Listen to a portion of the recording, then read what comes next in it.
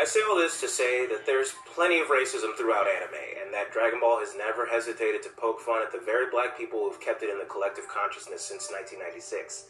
Now he's saying this scene is racist because... I'm willing to accept that at Dragon Ball's inception, maybe they just didn't grasp the full scope of the racism in that depiction. But even if that's true, it doesn't mean Kill la Kill, Officer Black, and particularly Mr. Popo are not racist. Removing tails and thus the ability to take the Great Ape form and thus effectively civilizing Saiyans and making them more permanently human may be an unintentional commentary on attempts to civilize and westernize Africans. But then there's more. Konnichiwa minasan, kyo desu. So in today's video, I'm going to be reacting to the YouTube channel Get in the Robot. It's a channel that covers anything concerning anime culture. And in this video, it's going to be talking about the racism in Dragon Ball Z. Excited to watch this video, but before that, guys, just make sure to smash the like button and subscribe to the channel. Racism. Sure, it's bad, but sometimes it's your favorite thing. Hold up, let me rephrase that. Racism is good. Okay. Dragon Ball Z is arguably the most ubiquitous anime to ever hit the United States. You True. might not know about Spirit Guns or the Shadow Realm, but I swear to God, if you put a beat under Gotenks' voice, you could have the whole country hitting the fusion dance at Walmart. I promise you. You just can't deny Dragon Ball's influence in the US. That anime block on Toonami changed the game for a lot of people, but the impact on the black community is beyond comprehension. True. You ever had a dude run out the house in a wave cap to ask where you got your jacket? Cause I bought a Goku Letterman on Amazon when I was drunk, and now that it happens to me daily. You can say DBZ lovers aren't real anime fans all you want, but hit me up when a bank teller wants to talk your ear off about Rurouni Kenshin or whatever it is anime connoisseurs like. Dragon Ball Z is very mainstream though. Stupid. In the hip-hop world, people talk about Dragon Ball almost as much as they talk about the general concept of money. Okay, it's really not close, but it's still a lot. Frank Ocean, Chance the Rapper, Soulja Boy. Don't even try to act stupid like RZA himself didn't write all about Dragon Ball Z and black men in America in his book, The Tao of Wu. RZA asserts that the story of the Saiyans is representative of the story of black men in America, which is something I can only partially agree with, and I'll explain why. Now, generally speaking, the exchange between black Americans and Asian culture has been a positive one, and RZA and the Wu-Tang Clan are basically human representations of that. From their extensive references to old movies in the 90s, Asian culture. RZA's own attempt, The Man with the Iron Fist in 2012. I've seen the movie. It's a bad movie, but I enjoyed it. Knowledge and portrayals of the people can often be lacking, but it's not really up for debate that black Americans and Asian people are voracious consumers of each other's cultural capital. I agree. Working at That's pretty solid. Yeah, I agree with Japanese that. And everything, and I knew I was watching a kid living his dream. You can see this in the explosion of kung fu movies in black communities starting in 1973 with Five Fingers of Death. The obvious reason for this explosion is that coming off the heels of the civil rights movement, black Americans were happy to see any non-white leading man on screen, and people like Bruce Lee and stars of the blaxploitation films of the time were exactly that. And the two genres actually crossed paths on more than one occasion. At the heart of this boom was a demand for stories of oppressed people rising up and overcoming their circumstances, whether they be a rival school, a crime syndicate, or, to be honest, the Japanese a lot of the time. Both blaxploitation and kung fu films were ultimately revenge porn for downtrodden people. And while they may not be from the same country, although Dragon Ball is based on the Chinese novel Journey to the West, this fascination with rebellion and high-speed violence in kung fu films may explain why Dragon Ball Z, the iteration that really took off in the US, was so popular among black kids when it came to Toonami in the 90s. RZA's assertion gets a little messy, though, when you consider that Japan doesn't exactly have a reputation for being the cultural melting pot that America likes to pretend it is. And before I move on, because I know there will be complaints, I just want to say that racism, particularly anti-blackness or dark skin, he obviously has some bias toward America. Every culture around the world. I won't dwell too much on the origins of that, but things like racial purity and preference for fair skin have been topics of conversation across the world for centuries. Even throughout cultures a lot of us would say are black themselves. So the whole argument that, you know, no one likes black skin. Use it to your experience. I say all this to say that there's plenty of racism throughout anime, and that Dragon Ball has never hesitated to poke fun at the very black people who've kept it in the collective consciousness since 1996. If you look at characters like Kill la Kill, you can see a version of blackness that has persisted in anime for a long time. Big lips, hulking features, and in this case, entirely unintelligible speech. Man, I tell you that, man, it Then there's Officer Black, whose name is Officer Black, stupid. He may come off as slightly more intelligent than Kill la Kill, but still has the same exaggerated features typical of black characters in anime. And he's also one of the lowest-ranking officers in the Red Ribbon Army. Of course, there will be the usual naysayers who think, oh, that's not that bad, or you're overreacting, or I don't mean to be racist, but black people are just like that. And look, you're wrong, but I understand if you're not convinced just yet. Enter Mr. Popo. Anyone familiar with racial discussions around Dragon Ball? See, Mr. Popo wasn't based on black people. It's been discussed extensively by DBZ fans who wonder exactly what the inspiration for his character was, because, much like myself, they're looking for any evidence that he's anything other than a bananas racist depiction of a black person. That turban threw me. But he's not. He may look like it, but he's not. For so long before I had to accept the Japanese weren't thinking of black people when they made him, though. Like the monstrous Negro dialects in Mark Twain novels. Mr. Popo's one saving grace is that he's an auxiliary character, so you can mostly ignore his presence in the universe, but it doesn't change the fact that he's obviously based on American minstrels, which, for those who don't know, were used very directly as a way of ridiculing African Americans and entirely cornering the market on black representation, which is precisely why, although painting your face black on its own may not be explicitly harmful, it does have a historical context that leads me to believe anyone who claims to not be aware of the meaning of that behavior is full of shit. But like many foreign problems facing Americans these days, the call may be coming from inside the house. As offensive as Japanese portrayals of black Americans may be, I'm willing to accept that they don't all understand the full scope of how hurtful blackface and minstrelsy can be to black people in the U.S., because Japan, and certainly pre-Obama and pre-Twitter shame Japan, is a very homogenous country that doesn't have the particular racial history that the United States has, although it does have some of its own. And that is not to suggest that being unaware of a people's continued disrespect is an excuse for perpetuating that disrespect, but it is to suggest that the only massive-scale interaction the Japanese have had with black Americans, aside from Bow Wow and Tokyo Drift, came directly from Americans themselves. And it was obviously not in the form of black Americans personally making a case for our humanity, because, you know, we've been busy. If you were somehow not aware, America's been both hugely racist and hugely influential for a long time. You'd be hard-pressed to find a country whose media landscape has not been swayed in some way by American influence. And just to add perspective, for all the culture that has been spearheaded by African Americans, rap music just overtook rock and roll as America's biggest musical export like 2 years ago. Also a black genre, but that's another video. So that is all to say that the world's concept of black Americans, even in Africa to some degree, has been through a white American lens. And you can trace that almost entirely back to America's own entertainment industry. Just look at Hollywood. The first 12-reel film to show in America was Birth of a Nation, a wildly racist movie that presented black men as sexually aggressive animals and the Ku Klux Klan as heroes protecting white women from bad black monsters. Now, I don't want to focus on that too much, but here's a scene where Bulma, with very Kelly Kapowski hair, meets Mr. Popo for the first time and says that he creeps her out despite the fact that Goku literally stole her underwear in her sleep a few years before. Again, that's another video. What's the matter? Now he's saying this scene is racist because Mr. Popo is supposed to be a Kokujin. Has taken plenty of notes from American movies and cartoons, the first manga and anime being inspired by characters like Mickey Mouse. For perspective, I just found out that the white gloves Mickey wears, although they do make it easier to contrast his hands against his body, were also inspired by the gloves they wear in minstrel shows. And if you didn't already know that, now you do. And if you're like me, you're going to tell white people about it when they've done nothing to you. Aside from that, blackface and other negative racial stereotypes were so prevalent that half of Disney's catalog is in the vault permanently, and episodes of Tom and Jerry now come with a disclaimer about how editing old episodes to remove racist material would be doing a disservice and blah blah blah blah blah.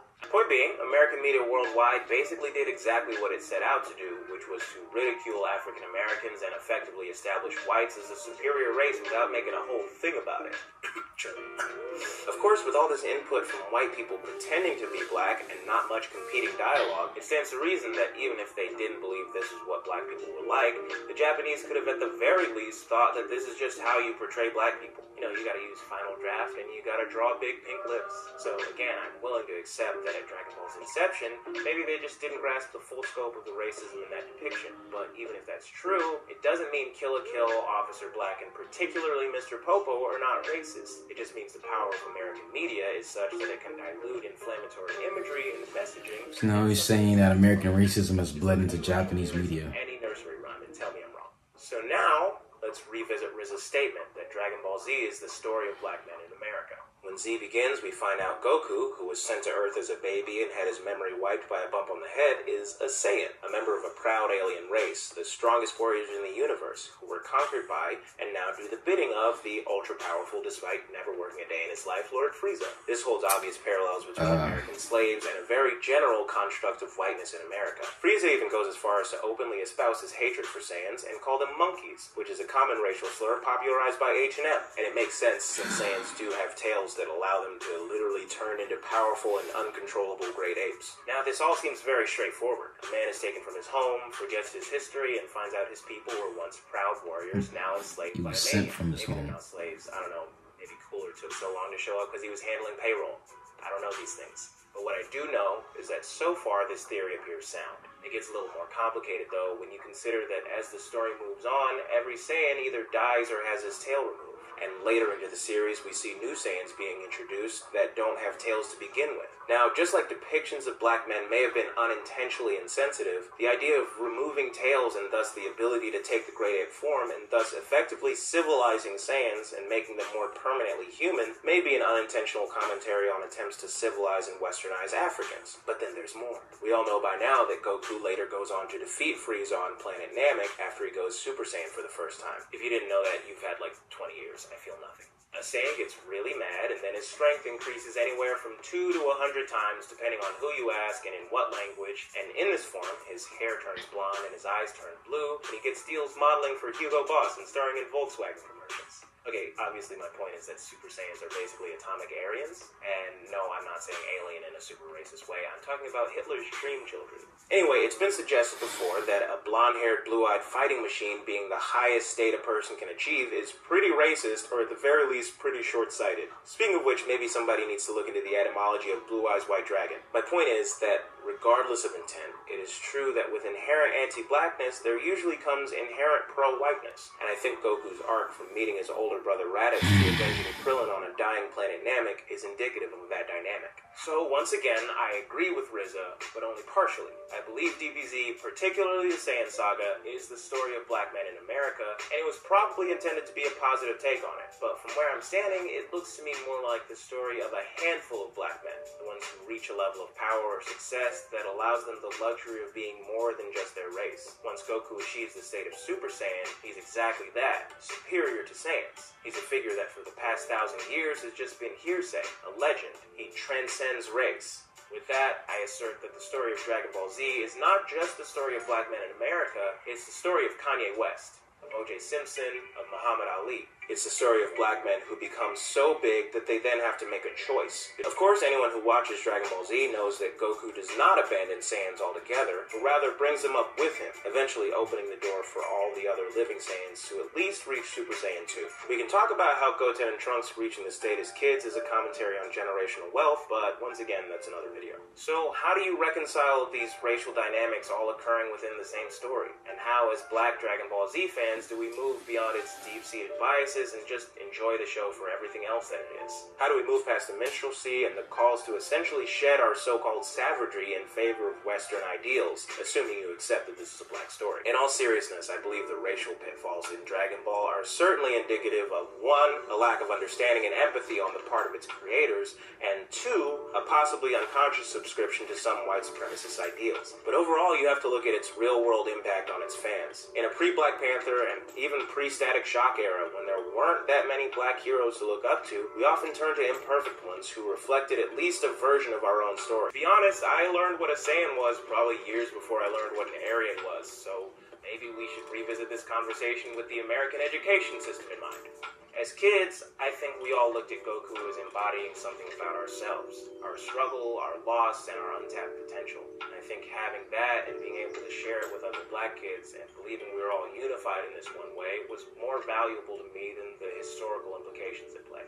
Wow, so there is a lot to break down, but I'll try to make this video not too long. You may not be able to tell because it's in English. His tone and his jokes and just how he carries himself, you can tell that he has very much a disdain for American culture, and he believes that, you know, black people are these oppressed people. In a nutshell, he sounds like a bitter black man who really cares about racism and black history and all that. A few things I will agree with. I will agree that America is one of the most influential countries in the planet. From marketing to entertainment to media, America has infiltrated and influenced almost every single country on this planet. So with that being said, whatever America broadcasts, I believe, yes, other countries will pick up on little things like that as well. And I believe because a lot of those portrayals of black people came from America, that other countries would adopt that same thing, the over-exaggerated features, the big lips, so on and so forth. However, his argument is that even if the Japanese took it out of ignorance, it's still racism based on American culture. I will admit that I don't think Japan is all that knowledgeable of other cultures as much. Yes, I do believe some of their depictions of black people are a little exaggerated, but I don't believe it's racism. And I made a video about this called My Thoughts on Blackface. If you guys want to check that out, I suggest that you do. But basically, in a nutshell, because of the history of America has, we compare things from Japan to our own history. So if black people see Mr. Popo, they're gonna think, oh, racist, but not knowing that he wasn't based off of black people.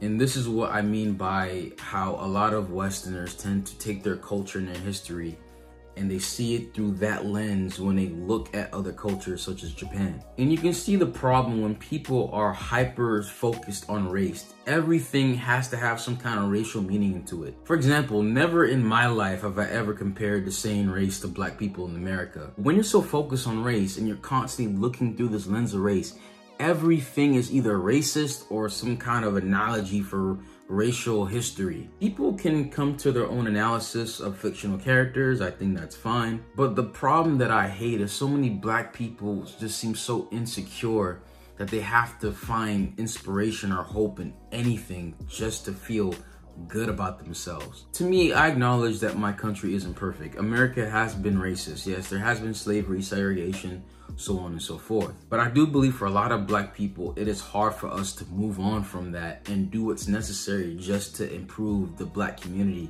in general. For example, I do agree that compared to white or Asian people, there isn't much popular black-made media.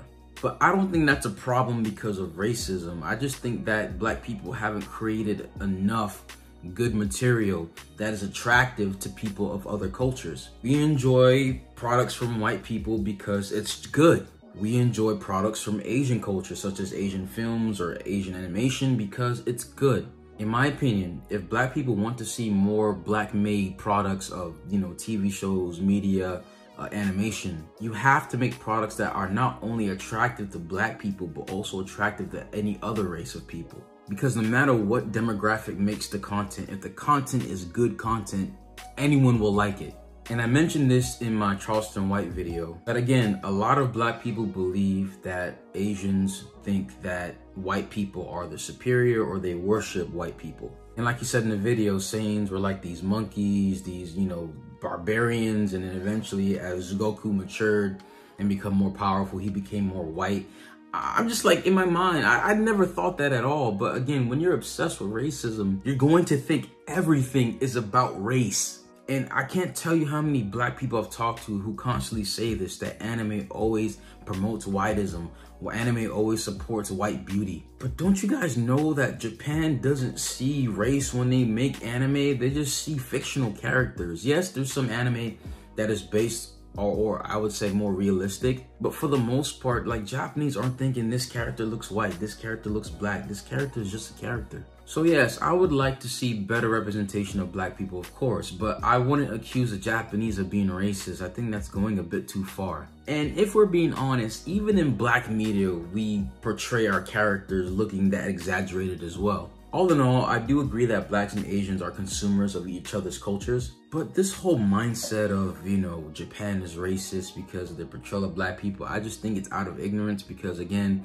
a lot of anime manga was influenced by Disney. But me personally, if you want to change that, I would say make products that display black people a certain way. If it's very popular, influential, I think other people will tend to be influenced by that. But ultimately, I think it's up to black people to create products that are attractive to other people. And again, another case of, I don't understand Japanese history, so I'm going to analyze it based off my own culture's history, which again, I think it's wrong. But please, let me know what you guys think in the comment section below. So if you guys enjoyed the video, please smash the like button, smash the subscribe button. Also hit that bell as well to get notified whenever we post a video. Hanto, arigatou gozaimasu. Minna, kiyotsukete. じゃあね。